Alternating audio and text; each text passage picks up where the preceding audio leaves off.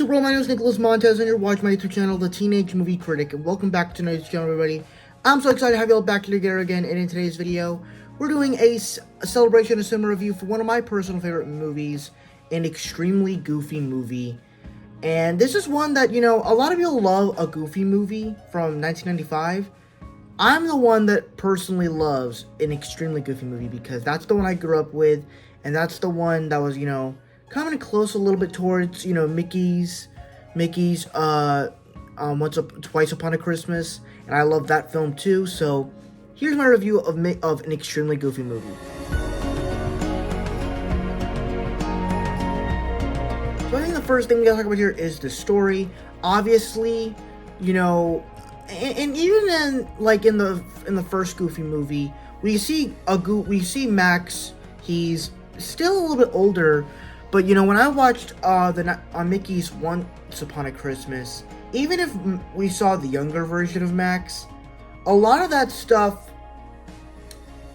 felt a little bit like a Goofy movie. Or really, in Mickey's Twice Upon a Christmas, you could tell a lot of the Goofy movies in there. And with the story that they came up with, I thought the first movie, I thought, you know, it's a nice little Disney film starring Goofy and Max, and it tells a pretty good story. But then you get this one, and I think the story that they came up with was actually really interesting, where Max doesn't like his dad, he's about to head off to college, and he is so happy for that. He finally gets to do whatever he wants, he gets to be with his friends, and he gets to do whatever. But his Goofy, on the other hand, is not happy about that because he loves his son and he wants to spend time with him.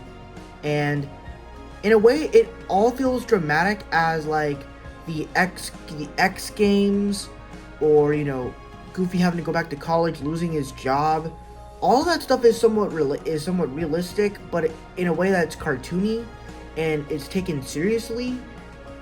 And even Goofy gets a girlfriend, and yet he doesn't show up for her. It's like all that stuff is really well done. So I like the way the story was done.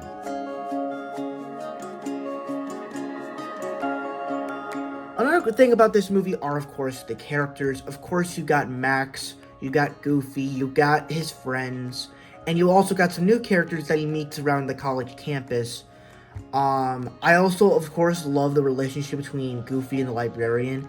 That was like one of the best relationships, especially when you get to the scene at the club, and it almost feels like it's like it feels like such 80s cheese. Shake your groove thing, yeah, yeah. Show her how we do it now. Like forget the standout song. That song at the club was epic. It was great. But yeah, I love all the characters in this movie, and it's really rewatchable.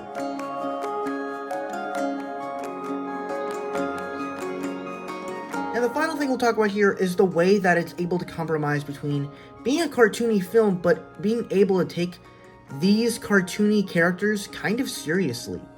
Like, you put Max and Goofy in some serious situations to where I'm thinking, like, I actually care about them.